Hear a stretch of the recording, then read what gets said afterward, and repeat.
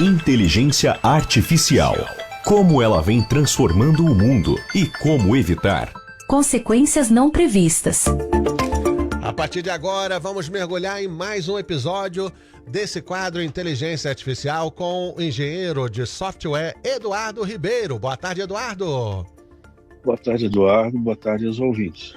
Episódio de hoje, Inteligência Artificial versus Inteligência Humana, mentes e máquinas. Como essas máquinas aprendem? Vamos começar com a pergunta básica: como a inteligência artificial aprende e como isso é diferente do aprendizado humano? Ok, deixa eu só dar um aviso antes sobre... a gente tem que conversar bastante sobre biologia, a biologia nessas respostas. E além dos 4 anos e 7 meses para mim pegar o curso na ciência da computação, eu estudei por 9 meses sobre a biologia da inteligência humana. Certo. Mas vamos lá. Tanto os seres humanos como a máquina, eles têm várias técnicas de aprender. O ser humano, por exemplo, também tem plasticidade sináptica, neurogênese,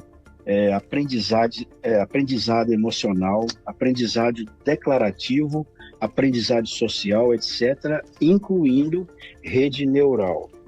Agora, a máquina tem, por alguns exemplos, algoritmos tradicionais de machine learning, métodos de conjunto, algoritmos de agrupamento e também rede neural. Eu escolhi a rede neural para a gente conversar porque é a mesma técnica usada para o ser humano aprender que a gente ensina a máquina a aprender. O processo de aprender no humano, tanto o humano como a máquina usa 3 passos: entrada de informação, o processamento e a resposta. A entrada de informação, por exemplo, as informações são gravadas em bilhões de células dentro do cérebro, que se chama neurônios. A máquina faz a mesma coisa, só que ao invés de ser chamado de neurônios, são chamados de nodes. Esses neurônios são conectados por sinapses. Sinapses são os fios que conectam um neurônio no outro.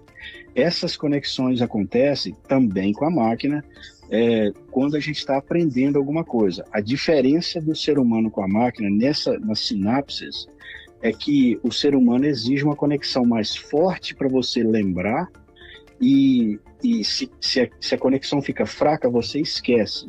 O Alzheimer, por exemplo, é uma proteína que cresce entre a conexão do neurônio com as sinapses. Aí faz a pessoa esquecer. Aí, o processamento do aprendizado da máquina e do ser humano. Um exemplo que serve para os dois. E isso é bem rápido, é simples, mas é muita coisa que acontece. Por exemplo, você está conversando com seu amigo de braço cruzado e o seu amigo, na sua frente, aponta para você para trás alguma coisa que está acontecendo atrás. Você vira, em fração de segundo, o seu cérebro vai fazer a seguinte análise. A máquina também faz assim.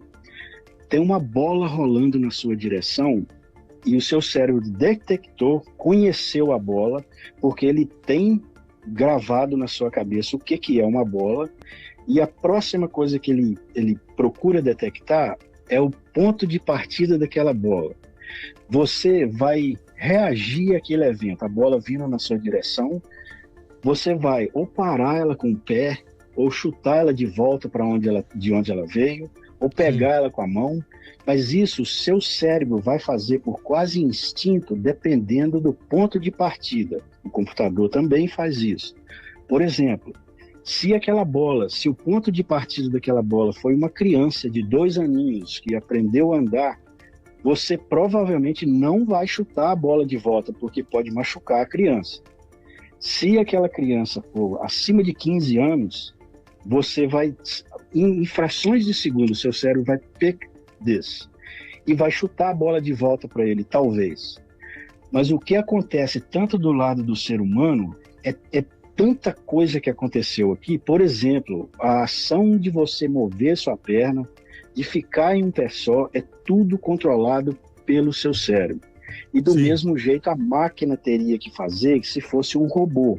ele teria que acionar esses eventos instantâneos para essa coisa tão simples de você virou para trás e fez a sua resposta de acordo com o que você está recebendo daquele evento. A máquina precisa disso também. Mas a máquina guarda as coisas num formato tipo o que a gente faz, com nomes diferentes, com a técnica igual o que a gente faz, que é a rede neural, mas precisa de análise de tudo qual o evento, como que eu vou responder a isso em frações de segundo, Eduardo, entendeu? deixa eu dar um exemplo bem rapidinho, eu vou sintetizar. Eu tava na casa de praia em São Pedro Aldeia, tinha um amigo meu, a gente tava no quarto sentado, ele numa cama e eu sentado na outra, conversando, à noite. E a minha cama era perto da janela e a cama que ele tava era perto da porta do quarto aberta. E eu tava de costas pra janela e ele de frente pra janela. E ele viu um bandido entrar na minha casa, com uma arma na mão, e apontou pra lá. E quando eu virei pra ver a janela, ele, meu amigo, saiu correndo. Quando eu olhei, um homem estava entrando pela janela com a arma na mão. E o homem foi direto atrás dele e eu fiquei sentado na cama. Em 3 segundos eu levantei e saí pela mesma janela. E aí o bandido lá dentro, com a minha família agora, e eu procurando maneiras de pular a cerca para poder chamar a polícia. Eu acabei voltando para casa, achando que ia matar minha mãe e meu pai. Então, essa questão de fração de segundo, realmente, o ser humano tem isso de uma maneira, ainda mais quando o medo né? O medo tá em você, você age de uma maneira tão rápida que você nem pensa direito. Bom, agora vamos para a segunda pergunta, que é o seguinte: por que a inteligência artificial precisa de tantos dados, enquanto o ser humano consegue aprender apenas com uma experiência? Essa experiência, ela cresce com nós à medida que a gente vai crescendo, mas não é somente uma, mas é menos dados para gerar interesse em você pesquisar. Agora a máquina, você precisa colocar o máximo de informação o mais rápido possível para ela conseguir tomar aquela decisão que a gente aprende com anos. Olha a pergunta. Entendeu? Tem uma pergunta de ouvinte, para enriquecer. Roberto Barbosa está perguntando, então, quem teria a resposta mais rápida, a inteligência artificial ou os seres humanos? Olha, a máquina poderia dar a resposta mais rápida porque ela tem a capacidade de lembrar de muito mais dados do que a gente.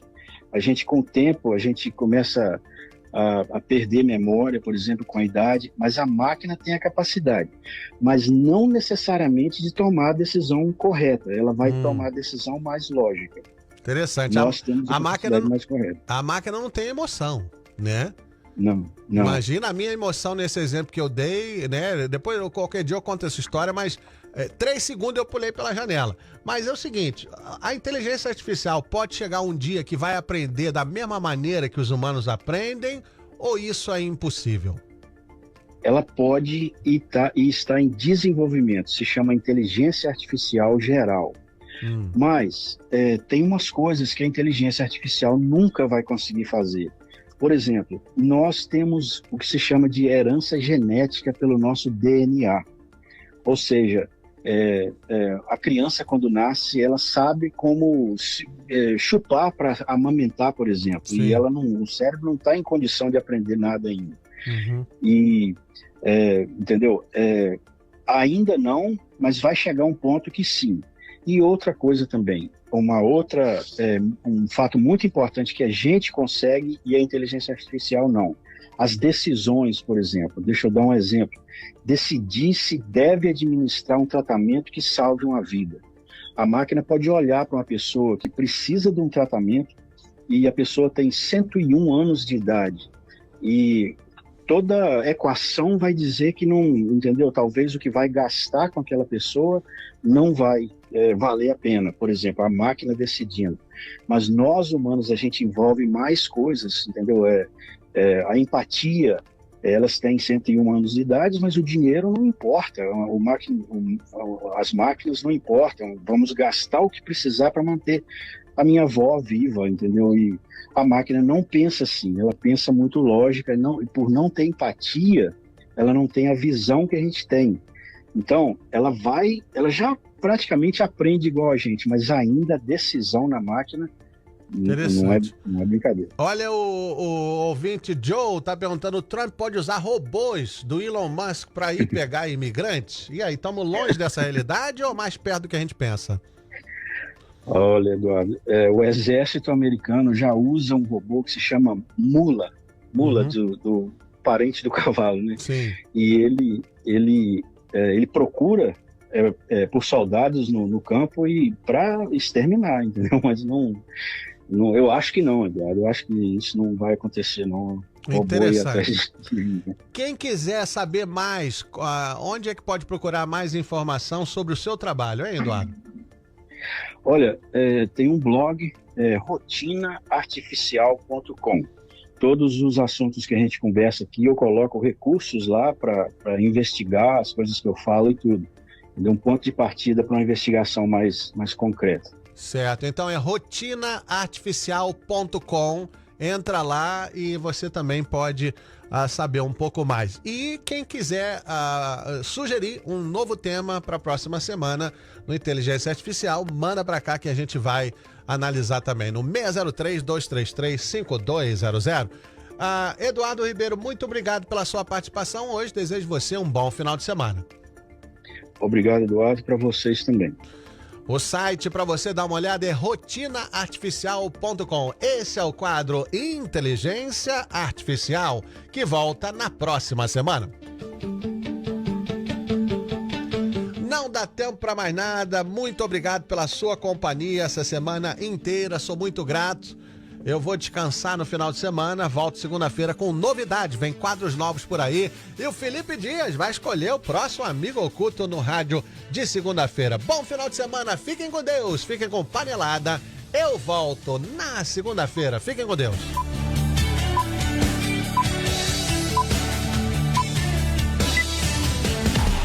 Rádio Insuperável. Emissora do Sistema Insuperável de Comunicação. Framingham, Massachusetts. Insuperável 2 e 2. Parceria de verdade.